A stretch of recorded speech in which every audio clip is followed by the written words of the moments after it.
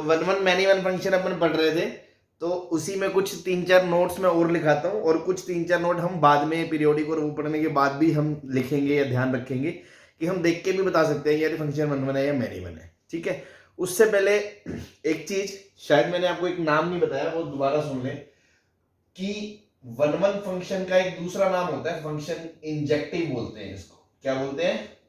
Injective.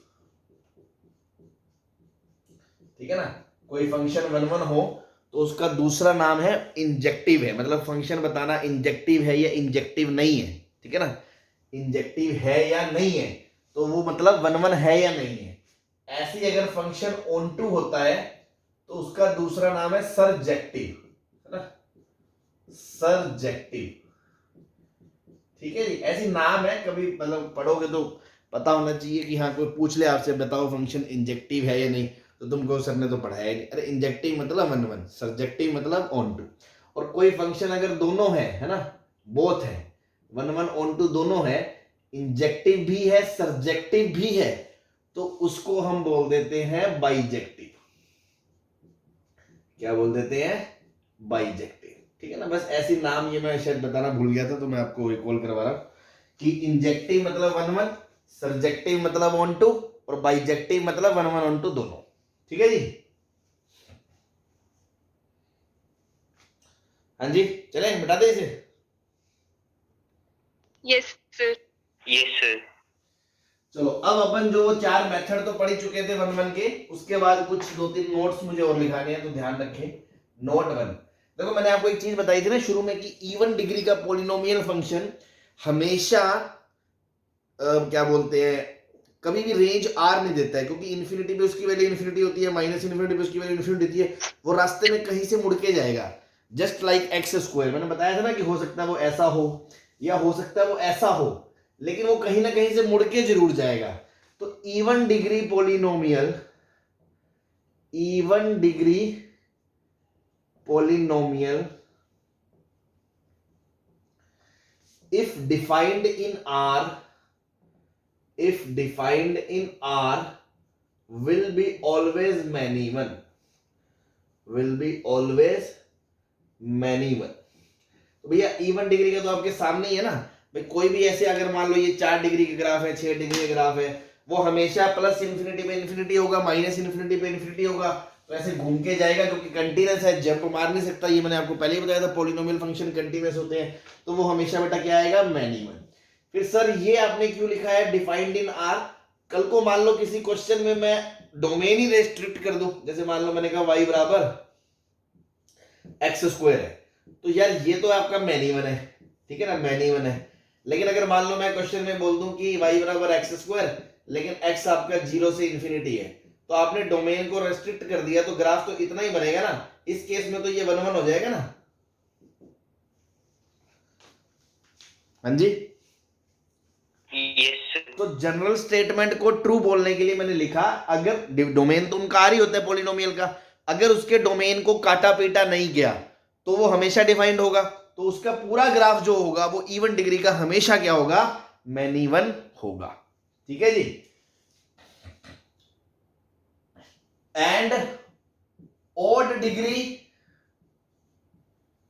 मे और may not be many one, may be one one,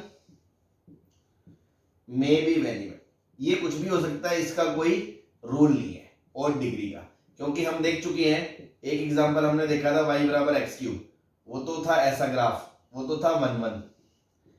फिर हमने एक ग्राफ देखा था y बराबर x minus one into x minus two into x minus three, वो ग्राफ ऐसे डकडोले खाता है, तो ये था आपका मैनी वन। तो इवन मतलब ऑड डिग्री तो कुछ भी हो सकता है, वन वन भी हो सकता है, मैनी वन भी हो सकता है, बट इवन डिग्री हमेशा मैनी वन होगा अगर उसके डोमेन को रोका नहीं गया तो। क्या ये बात क्लियर है? Yes sir. ठीक है, तो आपके सामने तो इन चीजों का फायदा क्या होता है। मान लो मैंने यार एग्जांपल लिया आपसे कल को, मैंने कहा एफ एक्स बराबर एक्स की पावर 10 माइनस 9 एक्स की पावर 8 प्लस एक्स की power 5 minus 6 x cube plus x plus 7, ऐसा कोई भी गंदा सा फंक्शन दे दिया और मैंने पूछा वन वन मैनी वन। तुम बिना मतलब डिफरेंशिएशन करते रहोगे, उससे होगा नहीं, डिसाइड होगा नहीं, इसमें कुछ भी नहीं करना। सीधा पता है पॉलिनोमियल फंक्शन है, पॉलिनोमियल फंक्शन है, डोमेन आर है, इवन डिग्री है, इवन डिग्री पॉलिनोमियल है ना, तो रास्ते में ये कैसा भी हो ना हो मुझे कोई फर्क नहीं पड़ता, इन्फिनिटी पे वैल्यू इन्फिनिटी, माइनस इन्फिनिटी पे वैल्यू इन्फिनिटी, ये एक बार ऐसे मुड़ेगा जरूर, तो बस मैन इवन होगा ही होगा, बस ये याद रखा। तो हमने डायरेक्ट बोल दिया आंसर क्या होगा, मैन इवन। मुझे चेक करने की जरूरत ही नहीं है कितनी बार मुड़ेगा, क्या रूट है, क्या है फलाना ढिमका, कुछ नहीं करना मुझे, सीधा आंख बंद करके मैन इवन। बिकॉज इस नोट के तहत हम इस पे कमेंट कर सकते हैं, नहीं कर सकते? हाँ जी, यस सर, बस यस सर, तो ये ध्यान रखा नोट वन। चले आगे। Yes sir, yes sir. ठीक है, एक चीज और, अगर आपको पता चल जाए इस फंक्शन के एक से ज्यादा रूट है, एक से ज्यादा रूट है मतलब आपको ये पता चल गया कम से कम दो वैल्यू ऐसी है एक्स की जहां ये जीरो हो रहा है,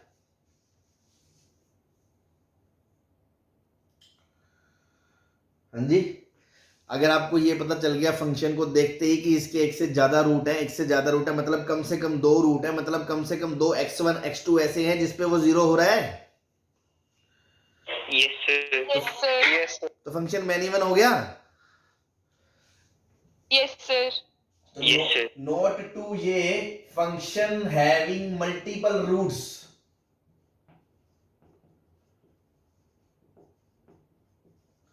विल बी मैन इवन, इसको तो कोई रोक ही नहीं सकता भैया, सीधी सी बात है। अगर मान लो एक x1 पे भी वैल्यू जीरो आ रही है, x2 पे भी वैल्यू जीरो आ रही है, तो आपका फंक्शन क्या हो गया, मैन इवन हो गया। बस क्या करना है, कुछ भी नहीं करना। सपोज मान लो आपसे मैंने एग्जांपल पूछा y बराबर x into x minus one का स्क्वायर, तो तुम्हें डिफरेंशिएशन से क्यूबिक चेक करने की जरूरत है क्या? तुम डायरेक्ट ही देख सकते हो x बराबर जीरो भी इसका रूट है और x बराबर वन भी इसका रूट है, तो दो रूट आपको अलग अलग दिख रहे हैं, इसका मतलब फंक्शन क्या है, मैन इवन है। आपको कुछ करने की जरूरत नहीं, आप तो तुरंत इस पे जजमेंट पास कर सकते हो कि हाँ ये मैन इवन है। तो यही मतलब ग्राफ की जो नॉलेज है, जो हमारी चीजें वो हम समेट रहे हैं, हम कैसे कैसे बता सकते हैं, ठीक है। यस। तीसरी चीज, लीनियर अपॉन लीनियर का ग्राफ आपको याद है, हाइपरबोला होता है,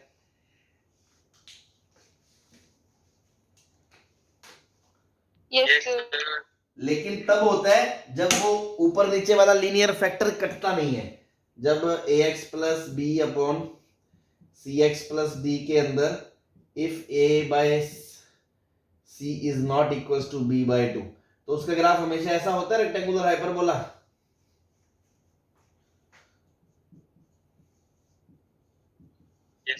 तो ये फंक्शन हमेशा वन वन होता है। तो अगर मैं आपसे पूछूं लीनियर अपॉन लीनियर हमेशा वन वन होता है, तो गलत है।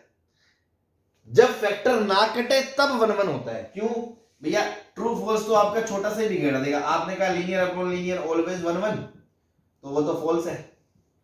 एक तुरंत एग्जांपल देख सकते हो, मान लो मैंने लिखा y बराबर x minus one, twice of x minus one, ये कट जाएगा, लीनियर अपॉन लीनियर था, लेकिन ये तो y बराबर हाफ लिखा है, x belongs to r minus one, इसका ग्राफ बनाओगे ये तो हमेशा हाफ बनेगा वन को छोड़ के, तो ये तो मैन इवन हो गया ना।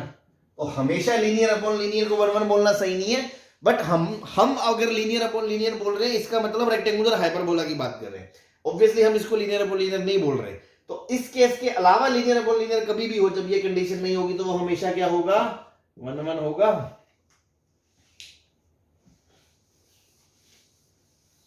हाँ जी, यस सर, यस सर।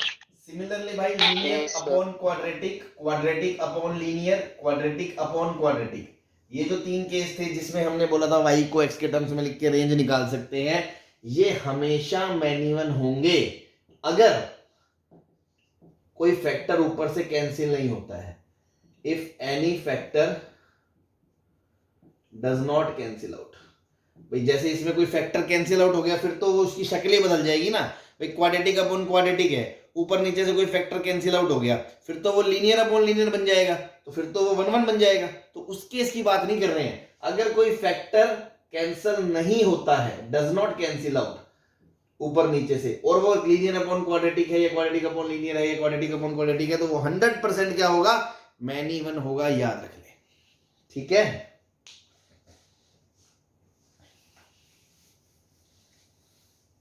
ठीक है जी। Yes. बस Yes. तो ये ध्यान रखें, 2-3 एग्जांपल और कर लेते हैं। Suppose function is given to you f a to b and number of element in a is n1 and number of element in b is n2. Find f is 1 or many one if case 1 n1 is greater than n2, case 2 n1 is equals to n2, case 3 n1 is less than n2। तो एक बात बताओ यार, मान लो यहाँ 3 element है, यहाँ 2 element है। इस केस में अगर मैं 1 होना भी चाहूं तो भी मेरा एक एलिमेंट बचेगा, अगर इसको मैंने किसी से नहीं जोड़ा तो ये फंक्शन नहीं होगा, और मुझे इससे जोड़ना पड़ेगा, तो इधर इतने एलिमेंट ही नहीं है कि मैं अलग अलग करके जोड़ सकूं, तो पक्की बात है मैनी वन बनेगा। Yes, sir. Yes, sir. 100% many one होगा। जैसे हमने कहा था ना कि अगर पहले सेट में एलिमेंट कम है और दूसरे में ज्यादा है तो 100% इनटू होगा, ऑन टू होने की कोई गारंटी नहीं है। वैसे ही 100% मैनी वन कब होगा, जब पहले सेट में एलिमेंट ज्यादा है, क्योंकि सबको अलग अलग से जोड़ोगे तो भी सामने खत्म हो जाएंगे, तो मुझे लास्ट वाले को तो किसी ना किसी से जोड़ना ही पड़ेगा, तो मैनी वन होगा। हाँ, जब बराबर है तो कुछ भी हो सकता है भाई, हो सकता है ऐसे 1-1 भी हो जाए और हो सकता है ऐसे आपका मैनी वन भी हो जाए, तो उसमें कुछ कह नहीं सकते। ऐसे ही अगर कम है तो भी आपके ऊपर है, अगर मान लो ये 2 है ये 3 है तो ऐसे 1-1 भी हो सकता है। ठीक है, लेकिन अगर आपकी इच्छा है आप मैनी वन कराना चाहो, आप मैनी वन भी करा सकते हो, यहाँ 2 बेचारे खाली रह जाएंगे। लेकिन इस केस में जब इसमें एलिमेंट कम है तो दोनों ही केस में इनटू पक्का आएगा, यही बात हमने बोली थी।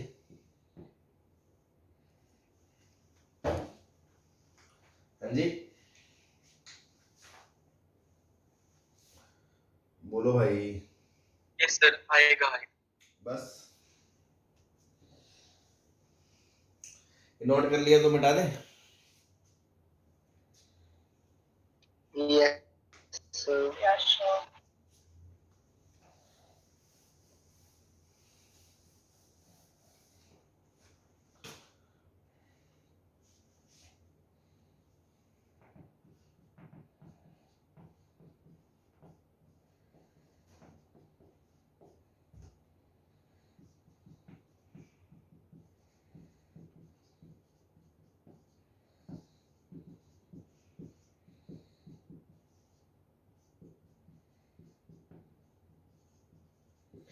जैसे मैंने क्वेश्चन ऐसे ही कराया था आपको कि अल्फा की रेंज बताओ कि वो ऑन टू हो जाए, तो ऐसे ही अल्फा की रेंज बतानी है कि वो 1-1 हो जाए। ठीक है, उस टाइप के क्वेश्चन है, थोड़ा सा देखो।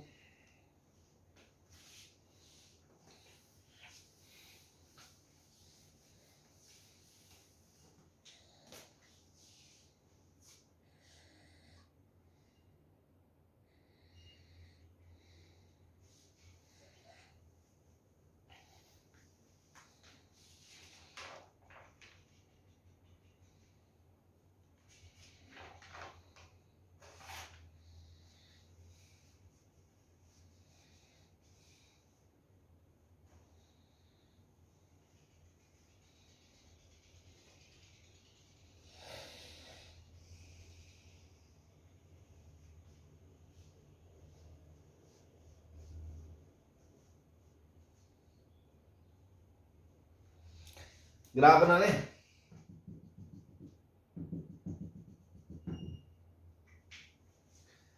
हाँ भाई, इसको आप ऐसे लिख सकते हो x-2 का स्क्वायर प्लस 2,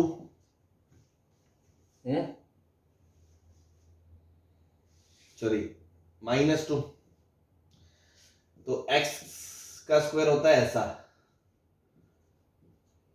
x-2 का स्क्वायर हो जाएगा इधर 2 शिफ्ट,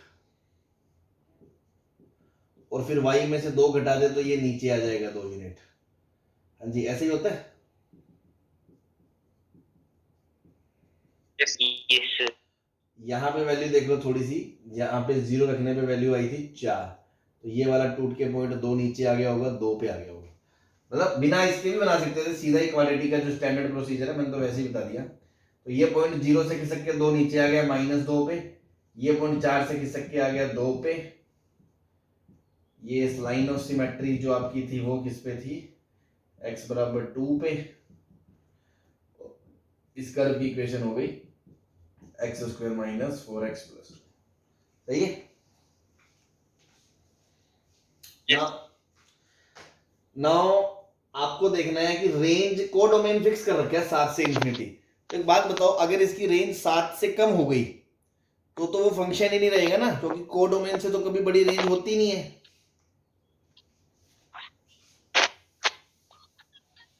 Yes. तो आप पहले तो ये चेक करो ये 7 कब होगा, है ना। तो मान लो यहाँ पे ये 7 होगा, ये y = 7 वाली लाइन है।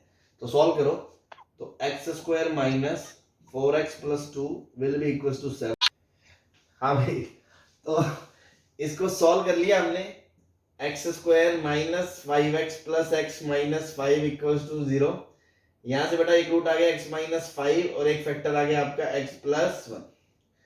तो रूट आ गया आपका x बराबर -1 और 5।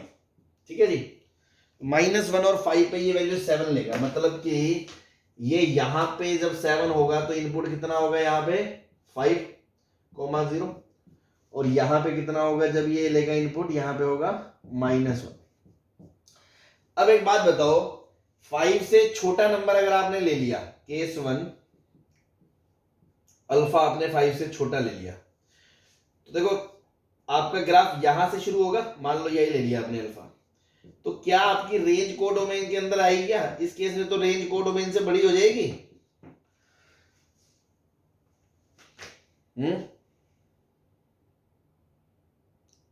बोलो। Yes.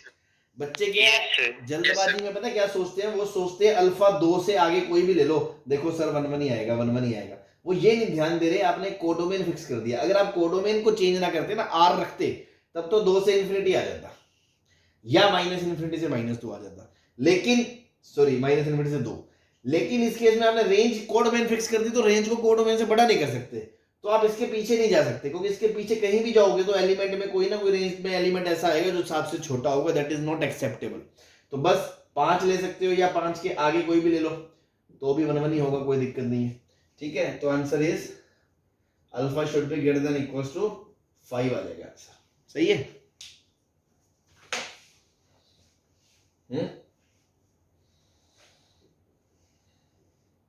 Yes. नोट कर लो, कर लिया तो बता दो, फिर आगे चलते हैं। कर लिया सर। कर लिया सर। चलो,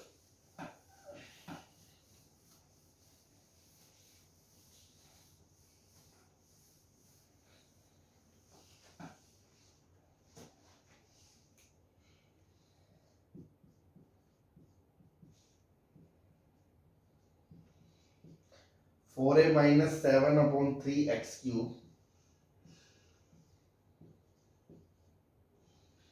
a -3x²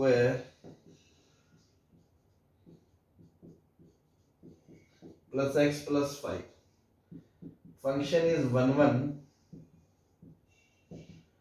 find a।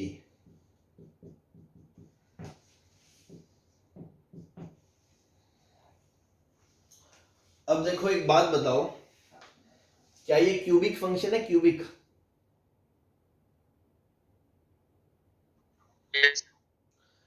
तो क्यूबिक फंक्शन तो पॉलिनोमियल होता है, कंटिन्यूअस होता है हमेशा। तो अब आपके दिमाग में मेथड 4 काम में आएगा कि फंक्शन कंटिन्यूअस है, ये बात तो पक्की है।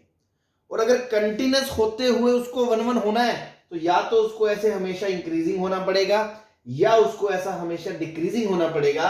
ऐसे वो इंक्रीजिंग डिक्रीजिंग वाला टाइप का नेचर तो बिल्कुल भी नहीं रख सकता। क्या ये बात समझ में आती है? Yes, sir. तो इसका मतलब अगर वो इंक्रीजिंग है तो उसका डेरिवेटिव हमेशा जीरो या जीरो से बड़ा होगा, और अगर वो डिक्रीजिंग है तो डेरिवेटिव हमेशा जीरो से छोटा होगा। यही बात है। यस तो यस सर। सारी कहानी किस पे टिकी है? डेरिवेटिव पे। तो हमने एफ डैश एक्स निकाला, एफ डैश एक्स निकाला तो देखो 4a minus 7 upon 3 into 3x² plus 2 times a minus 3 into x plus 1। ये 3 से 3 उड़ गया, तो ये आ गया भाई 4a minus 7 x² plus 2 times a minus 3x plus 1। अब एक बात बताओ यार, ये क्वाड्रेटिक है, ये अगर अपवर्ड पैराबोला होती है तो ये वाला केस अलाउड है, क्योंकि इसका जो डेरिवेटिव है भाई, आप दो ही चीजें चाहोगे ना, या तो ये हमेशा जीरो या जीरो से बड़ी हो जाए, या ये हमेशा जीरो या जीरो से छोटी हो जाए। यही चाहोगे?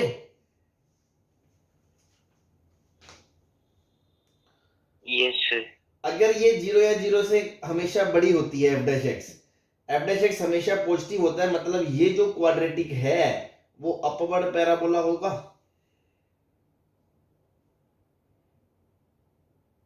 Yes sir. ये वाला केस होगा। या आप क्या कहोगे, या आप क्या कहोगे कि एफ डैश एक्स जो है वो हमेशा जीरो या जीरो से छोटा है, हमेशा जीरो या जीरो से छोटा है, तो आप कहोगे कि वो डाउनवर्ड पैराबोला होना चाहिए। हाँ जी भाई, ये भी अलाउड है, ये भी अलाउड है, ऐसे ये भी अलाउड है, ये भी अलाउड है। तो आप तो ये सोचो ना, चाहे अपवर्ड हो चाहे डाउनवर्ड हो, आपको जो भी केस अलाउड है उसके अंदर काम की बात तो यही है ना कि इस क्वांटिटी का discriminant less than equal to 0 होना चाहिए। Yes sir. बस, तो अलग अलग केस गिनने की जरूरत ही नहीं है। तो केस 1 एंड 2 का जो भावार्थ है ना, भावार्थ है वो ये है कि discriminant of F dash X should be less than equals to 0, ताकि इसका कभी कोई रूट ना आए, या तो ये हमेशा पॉजिटिव बनी रहे या वो हमेशा नेगेटिव बनी रहे, दोनों ही केस में वो एफ एक्स को 1 1 बना देगी। तो बस डिस्क्रिमिनेंट निकाला, b स्क्वायर 4 इंटू ए माइनस 3 का square minus 4 into a into 1 should be less than 0। 4 से 4 उड़ा दिया, a square plus 9 minus 6a minus 4a minus minus plus 7, यहां से आ गया ए स्क्वायर माइनस 10a प्लस 16, तो यहां से फैक्टराइज होके आ गया a minus 8 into A minus 2 less than equals to 0। यहां से फैक्टराइज वेवी कर्व लगा लिया, तो आपका आंसर आ गया 2 से लेके 8 तक, ये आपका आंसर आ गया। ठीक है जी, बस मैं आपसे ये पूछना चाहता हूं, क्या ये चीज कंप्लीट है, पूरा है, या इसमें कोई कमी पेशी बाकी है अभी देखना?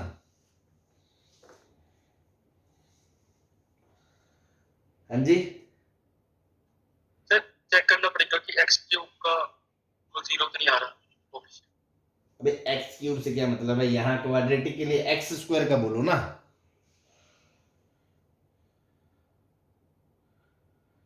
भाई अगर ये क्वाड्रेटिक का लीडिंग कोफिशिएंट 0 हो गया तो क्वाड्रेटिक ही नहीं बचेगी ना, क्वाड्रेटिक नहीं बचेगी तो डी भी लगाने का क्या मतलब हुआ? तो ये तो लोकेशन ऑफ रूट में आपको क्वाड्रेटिक में सिखाया ही क्या, हमेशा एक्स स्क्वायर के कोफिशिएंट को 0 होना या नहीं होना है उसको अलग से डील करो।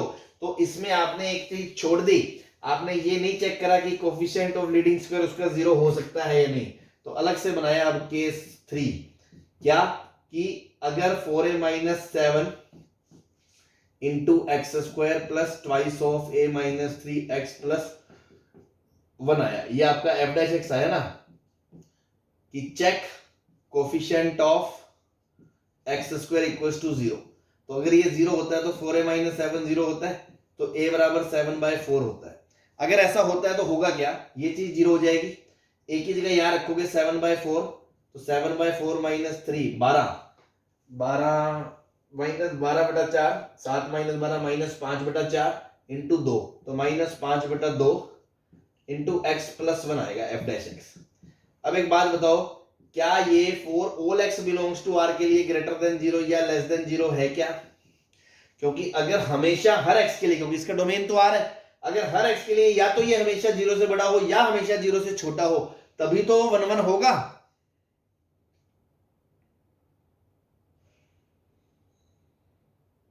हाँ जी, अगर ये चीज हमेशा 0 से बड़ी होगी हर x के लिए, या हमेशा 0 से छोटी होगी, तभी तो वो 1 1 होगा, तभी तो a की वैल्यू 7/4 Yes, sir. आंसर में ली जाएगी।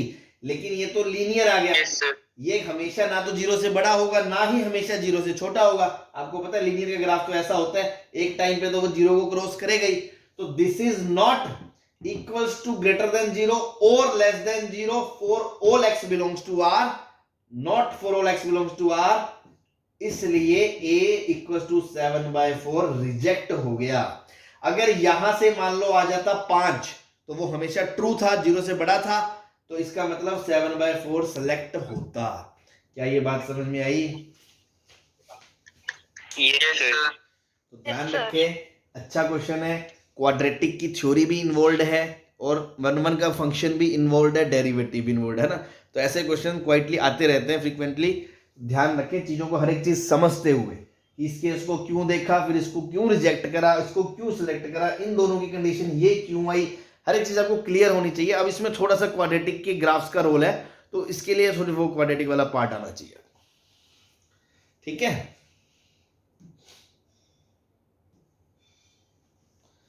चले आगे। Yes, sir. Yes, sir. तो वैसे देखो 1 1 तो हो गया, यही था मुझे बताना 1 1 मैनी 1 में भी। Now 1 1 many 1 onto into में ना पीएनसी बेस्ड कुछ क्वेश्चंस बनते हैं। तो वो स्टैंडर्ड जो है कि स्टैंडर्ड ऑन टू कितने होते हैं, इनटू कितने होते हैं, 1 1 कितने, मैनी 1 कितने हैं, उस पर बात कर लेते हैं। उसको आप याद रखना चाहो तो याद भी रख सकते हो, नहीं तो समझ के आप क्वेश्चन तो कभी भी कर ही सकते हो। ठीक है, तो मैं समझा के आपको लिखा भी दूंगा, वो आपकी इच्छा भी, याद रखना चाहो या नहीं रखो। ठीक है, तो पीएनसी बेस्ड क्वेश्चन। Oh,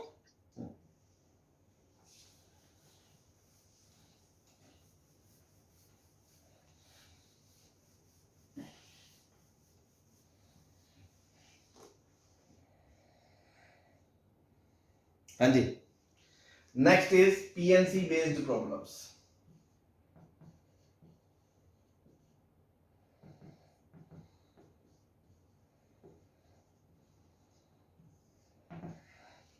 ठीक है, तो मेनली दो ही टाइप की चीजें हैं, onto into 1 1 many 1 type की बात होगी। तो देखो एक सेट है, मान लो ए से लेके बी सेट तक एक फंक्शन डिफाइन किया आपने एफ। ठीक है, इसमें भी एलिमेंट्स हैं कुछ, इसमें भी एलिमेंट्स हैं। मान लो आपको दिया number of elements in A कितने हैं, n, and number of elements in B दे रखा है आपको एम, ये मान लो। ठीक है, अब दो चीजें होंगी। पहले तो एक बात बताओ, आपको कुछ नहीं पूछा, मैं आपसे सिर्फ ये पूछूं टोटल फंक्शन कितने डिफाइंड हो सकते हैं ए से लेके बी में, तो आप बता सकते हो। तो उसके लिए आपको बेसिक फंक्शन की डेफिनेशन पता होनी चाहिए। फंक्शन की डेफिनेशन क्या है कि इस एलिमेंट को आपको इसके किसी भी एक यूनिक एलिमेंट से जोड़ना होता है। तो आप कहोगे इस एलिमेंट को इसमें कितने तरीके से जोड़ सकता हूं मैं, एम तरीकों से, या तो पहले से जोड़ूं, या दूसरे से जोड़ूं, या तीसरे से जोड़ूं, या एमएच से जोड़ूं। तो फर्स्ट वाले को जोड़ने के कितने तरीके हैं आपके पास, m ways. yes, sir. Yes, sir. ऐसे दूसरे वाले को एरो निकालने के कितने तरीके हैं, इनटू एम वेज। तीसरे वाले के कितने, एम वेज। ऐसे चलते चलते चलते यहां पे कितने हैं, एन, तो एम कितनी बार आएगा, एन टाइम्स आ जाएगा। अब Yes, sir. Yes, sir. Multiply क्यों किया, क्योंकि हर इनपुट की इमेज होनी जरूरी होती है। तो मल्टीप्लाई करा, ऐड नहीं कर सकते कि या तो इसकी इमेज हो जाए या इसकी। Each element should of set A should have unique image, याद है ना। तो इसलिए इसके टोटल फंक्शन कितने आ गए, m की पावर n। ये आपके टोटल फंक्शंस पॉसिबल होंगे, इससे ज्यादा फंक्शन तो आप बना ही नहीं सकते। ठीक है, Yes, sir. Yes, sir. Yes, sir. अब यार इसमें मान लो केस 1 है कि आपका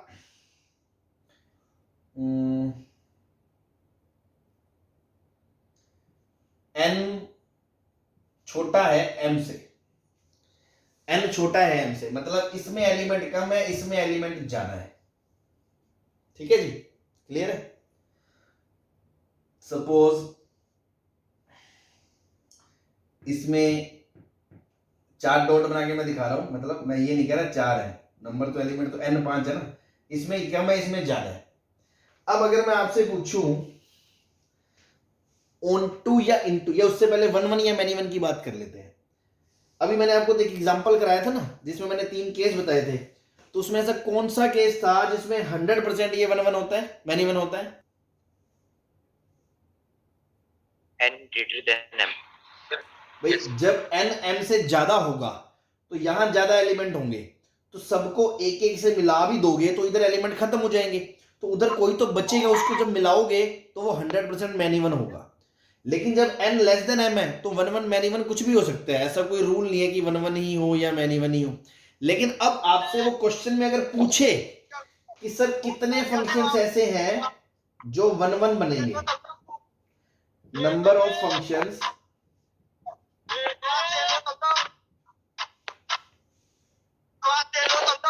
अब मैं कह रहा हूं इसमें आपसे number of one one function पूछेंगे, तो वन वन फंक्शन कैसे बनता है? वन वन फंक्शन मतलब एक इनपुट से एक आउटपुट, एक इनपुट से एक आउटपुट, एक इनपुट से एक आउटपुट, एक इनपुट से एक आउटपुट। तो कुछ ये ऐसा केस नहीं है, जब आपने पीएनसी मैंने आपको पढ़ाया था, याद करो कई सारे केस बताए थे, उसमें एक केस था कि मुझे मान लो 10 टॉफी बांटनी है या 10 मुझे ऑब्जेक्ट डिस्ट्रीब्यूट करने हैं, और सामने भिखारी है 15, और मुझे सबको एक ही देना है, एक से ज्यादा तो दे ही नहीं सकता ना।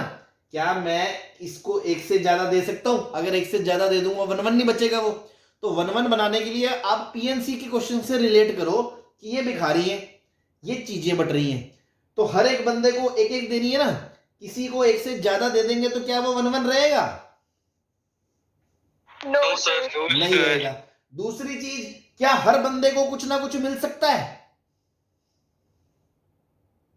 No sir. नहीं मिल सकता, क्योंकि लोग ज्यादा हैं। भाई m की वैल्यू ज्यादा है, n की वैल्यू कम है। मान लो ये 10 है ये 12 है, तो भाई कम से कम 2 लोग तो बचेंगे ना। हमारे पास क्या इलाज है, भिखारी ज्यादा आ गए तो हम ऐसे केस में क्या करते थे याद है? पहले m में से n लोग चुनते थे, कितने लोगों को ऑब्जेक्ट बच सकते हैं। फिर m में से मैंने n लोग चुने, ताकि अब मेरे सामने n लोग हैं कि जिनको मेरे को चीजें देनी है, और इधर n ऑब्जेक्ट है। अब हर एक को एक एक देनी है, तो n चीजों को n लोगों में एक एक बांटने का तरीका क्या होता था? Into n factorial.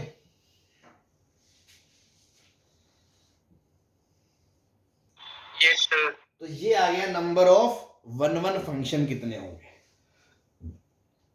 नाउ अगर आपको वन वन पता है तो मैनी वन कितने हो जाएंगे? जो फंक्शन वन वन नहीं है तो वो मैनी वन ही होता है। Yes sir. तो total Yes, minus one one, और टोटल ऊपर निकाल रखे हैं आपने, तो m की पावर n में से mcn इंटू n फैक्टोरियल घटा दो, ये आपके मैनी वन फंक्शन आ जाएंगे। क्लियर है?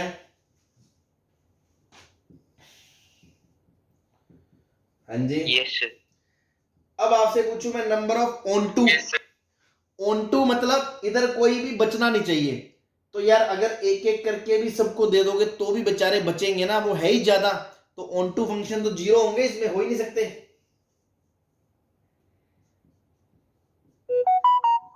और इनटू क्या होंगे? Yes sir. तो जो बचे हैं सारे के सारे इनटू ही होंगे, क्योंकि ऑन टू तो हो ही नहीं सकते। तो ये चारों चीजें मैंने बता दी, किस केस में? जब n m से छोटा है। सही है? Yes sir. चलो ये नोट कर लिया, तो अब दूसरा केस डिस्कस कर लेते हैं जब n m से बड़ा है।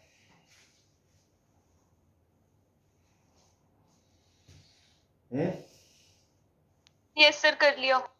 ठीक।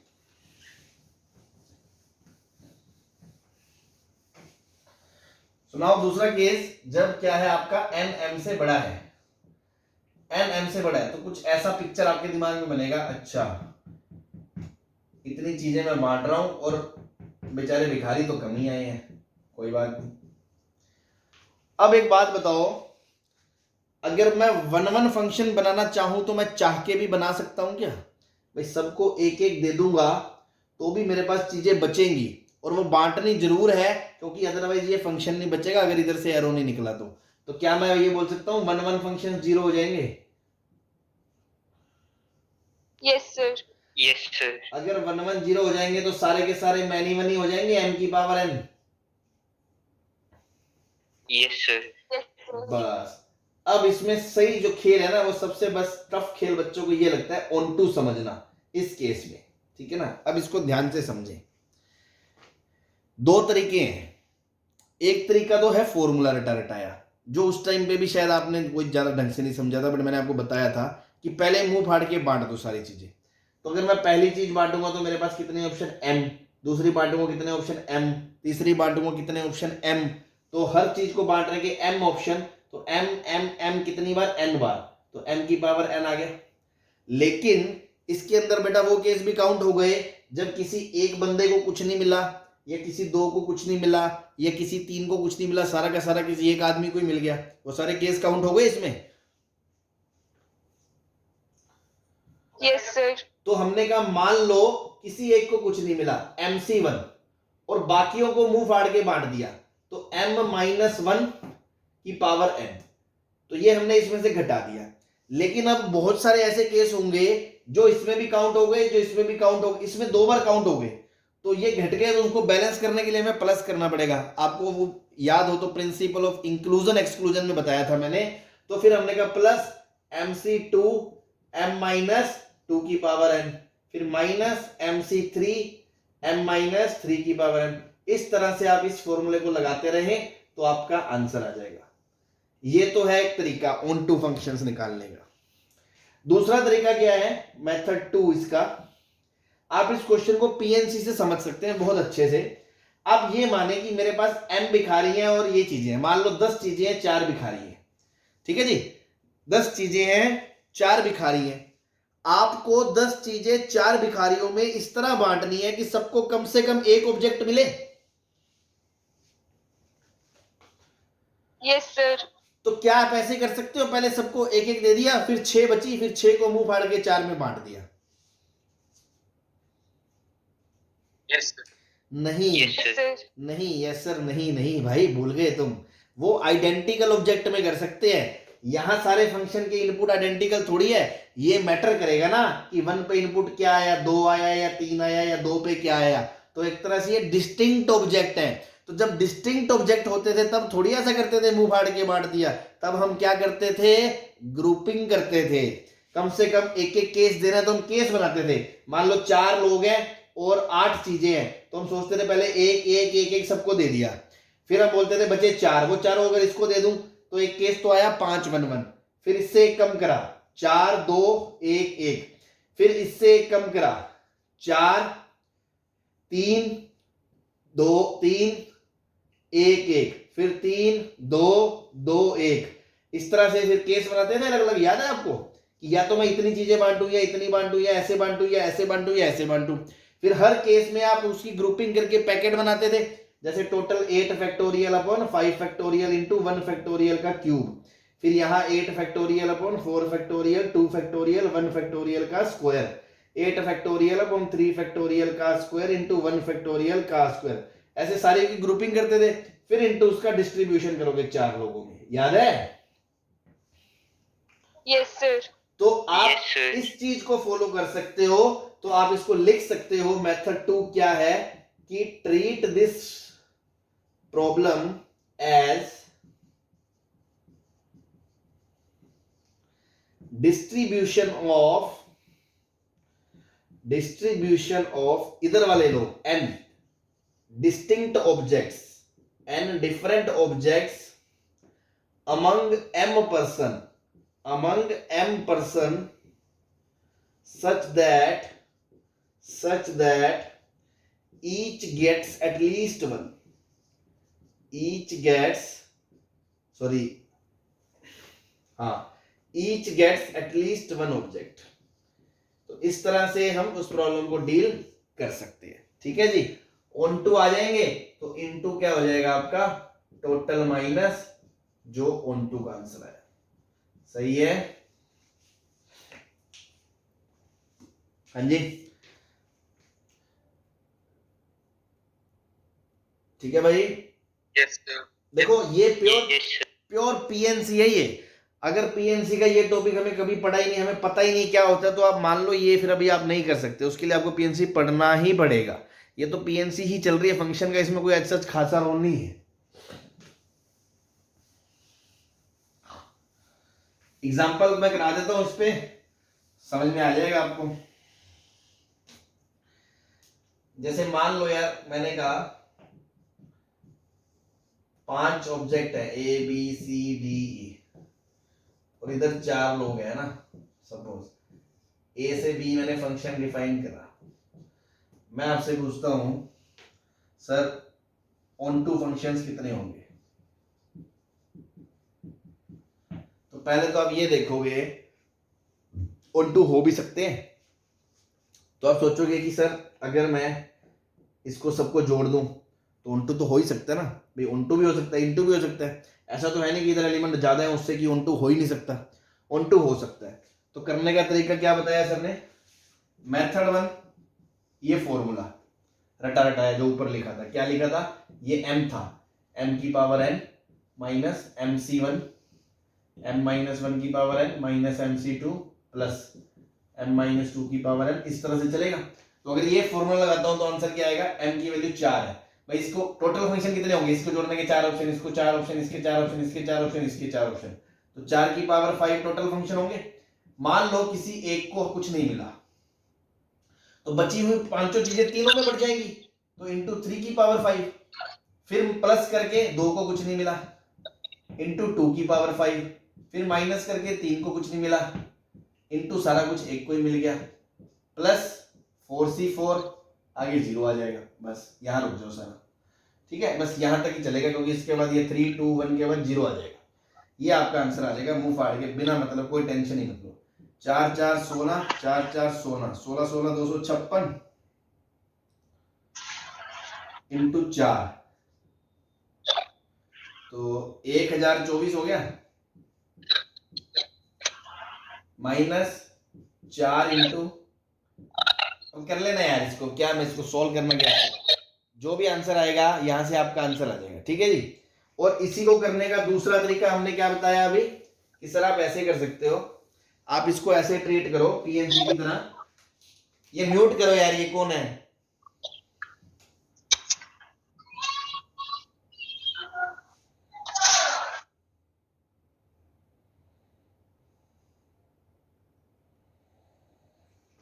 भाई 4 5 चीजों को 4 लोगों में बांटना है, 4 लोगों में बांटना है सच दैट कोई भी बेचारा खाली ना रहे, कम से कम एक तो देना ही है, क्योंकि किसी ना किसी सबको एक एक मिलेगा तभी तो ऑन टू बनेगा, अदरवाइज तो ऑन टू बनेगा ही नहीं। तो मैंने कहा कम से कम एक एक चीज तो देनी ही पड़ेगी, तो बची एक ही चीज बची, तो बस बांटने का एक ही तो तरीका है, 2 1 1 1। भाई एक बंदे को 2 मिलेगी, एक बंदे को 1 मिलेगी, एक बंदे को 1 मिलेगी, एक बंदे को 1 मिलेगी। इसके अलावा कोई और नंबर ऑफ चीजें बांटने का तरीका है क्या? No sir. No, sir. बस total 5 factorial upon 2 factorial 1 factorial 1 factorial 1 factorial. Now ये 1 फैक्टोरियल 1 फैक्टोरियल 1 फैक्टोरियल 3 बार सेम ग्रुप आ गया, इसकी वजह से 1/3 फैक्टोरियल। ये मैंने सिर्फ ग्रुपिंग करी है, पैकेट बनाए हैं, एक पैकेट में 2 टॉफी डाल दी, एक में एक में एक। अब ये डिस्ट्रीब्यूट नहीं करेगी कौन सा 1 को मिला कौन सा 2 को मिला, तो फिर अब इन 4 लोगों को बांटेंगे तो इंटू 4 फैक्टोरियल। तो यहां से जो आंसर आएगा और ये जो आंसर आएगा सेम ही आपका आएगा, ठीक है। ठीक है भाई, yes sir. Yes, sir. Yes, sir. बस एक छोटा सा क्वेश्चन कर लो, ये ए है ये बी है, ये ए सेट है ये बी सेट है, इसके अंदर नंबर ऑफ एलिमेंट n है, नंबर ऑफ एलिमेंट, या इसमें ले लो है ना, इसमें नंबर ऑफ एलिमेंट n है और इसमें 2 ही है ए और बी, ठीक है। तो आपसे पूछा है पहले तो ये बताओ मैनी वन फंक्शन कितने होंगे, क्या इसमें मैनी वन फंक्शन हो सकते हैं क्या? वन वन फंक्शन कितने होंगे, वन वन हो सकते हैं क्या? भाई अगर n की वैल्यू 2 से ज्यादा दे रखी है, n की वैल्यू अगर 2 से ज्यादा है तो यहाँ कम से कम 3 एलिमेंट है, एक एक को जोड़ दोगे तो भी नहीं बचेगा, तो वन वन तो 0 ही हो गया ना, और मैनी वन मतलब टोटल ऑप्शन हो जाएंगे, तो इसको जोड़ने के कितने ऑप्शन? 2, या तो ए से या बी से, इसको कितने? 2, ए से या बी से, ऐसे हर को कितने ऑप्शन? 2 2 2 2 2, कितने नंबर है? 2 की पावर n हो जाएगा। क्या वन वन मैनी वन का आंसर ही आएगा?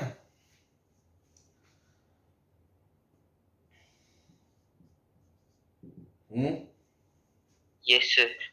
अब ऑन टू के लिए आप कॉमन सेंस यूज कर सकते हो यहाँ पे कि सर इनटू तो तभी होगा ना भाई जब सारे के सारे इससे जुड़ जाएं या सारे के सारे इससे जुड़ जाएं, दो ही केस होंगे इनटू के, इसके अलावा कुछ हो सकता है भाई? सारे एरो आके ए पे लग जाए या सारे एरो आके बी पे लग जाए, इसके अलावा कोई बचेगा क्या केस फंक्शन का? No sir. तो बस दो इंटू है तो ऑन टू कितने बचे? 2 की पावर n माइनस 2 आ जाएगा। अब ये किसी को नहीं समझ में आया तो फॉर्मूला तो जिंदाबाद है ही भाई, इधर ज्यादा एलिमेंट है इधर तो फॉर्मूला तो लगेगा ही, तो 2 की पावर n माइनस 2c1 1 की पावर n 1 प्लस आगे 0 आ जाएगा, तो फॉर्मूले से भी आंसर यही आएगा। ठीक है, यस सर। ठीक है जी, बस आज के लिए इतना बहुत है, बाकी फिर कल करते हैं।